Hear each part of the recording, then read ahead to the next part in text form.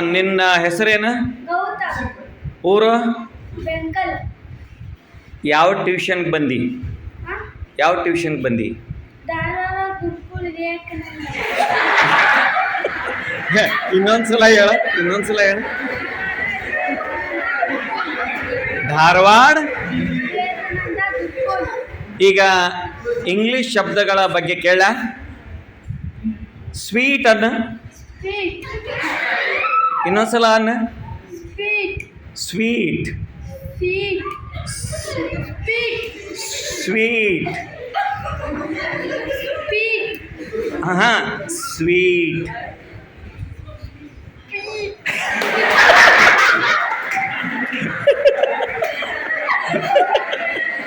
ಇನ್ನೊಂದ್ಸಲ ಅದ. ಬರ್ತೈತೆ. ಹಾ, ಸ್ವೀಟ್. ಹಾ, ವೆರಿ ಗುಡ್. ಇನ್ನೊಂದ್ಸಲ. ನೋ ಆಗಲ್ಲ. Sweet. Sweet. Sweet. Sweet. Thank you.